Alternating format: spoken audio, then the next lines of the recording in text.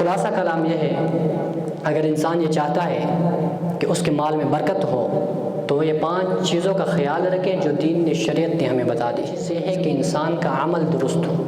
نیک عمل کرنے والا ہو، نمازیں پڑھنے والا ہو، قرآن سے اس انسان کو محبت ہو، رسول اللہ کی اطاعت کرنے والا ہو، اللہ رب العالمین سے محبت ہو۔ یہ پہلا سٹیپ ہے کہ اگر انسان کے اندر یہ چیز ہو تو اللہ رب العالمین اس مال میں برکت ڈال دیتے ہیں۔ دوسری چیز تقویٰ ہے کہ انسان یہ سوچے یہ جو میں مال کما رہا ہوں یہ حرام کا ہے یا حلال کا ہے، یا میں جہاں پہ میری ڈیوٹی لگی ہے کیا میں اپنی ڈیوٹی مکمل دے کے مال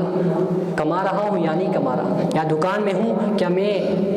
قسمیں اٹھا کر جھوٹ بول کر یہ مال فروخت کر کے میں مال کما رہا ہوں یا نہیں۔ یہ تمام وہ چیزیں ہیں جو تقویٰ کے بغیر ناممکن ہے۔ جس انسان کے دل میں تقویٰ موجود ہو پھر وہ انسان ان چیزوں سے بچ جاتا ہے، پھر اللہ رب العالمین اس کے مال میں برکت ڈال دیتے ہیں۔ تیسری چیز اللہ رب العالمین کی شکر گزاری۔ اللہ رب العالمین کی شکر گزاری یہ ہے کہ اللہ جس قدر آپ نے مجھے دی ہے، جو کچھ مجھے میسر ہے، 2 ٹائم کے کھانا مجھے میسر ہے، 1 ٹائم کا کھانا مجھے میسر ہے، اللہ تیرا شکر ہے، لاکھ لاکھ شکر ہے۔ ایسے لوگ بھی موجود ہیں جو بھوکے سوتے ہیں، اگر یہ انسان کے دل میں آ جائے اللہ رب العالمین اس انسان کے مال میں برکت ڈال دیتے ہیں۔ چوتھی چیز یہ ہے اپنے والدین کے ساتھ حسن سلوک، اور ہم نے یہ دیکھا ہے کہ جو والدین کے ساتھ حسن سلوک کرتے ہیں اللہ رب العالمین ان کے گھر سے مصیبت کو بھی ڈال دیتے ہیں، پھر اس کے ساتھ ساتھ ان کے مال میں بھی برکت ڈال دیتے ہیں۔ اور 5ویں چیز یہ ہے کہ انسان اللہ رب العالمین کے دیے ہوئے مال کو اللہ رب العالمین کے راہ پہ خرچ کر دے، وہ کم کر دے زیادہ کر دے، لیکن اس انسان ہو تو پھر اللہ رب العالمین اس انسان کے مال میں برکت ڈال دیتے ہیں۔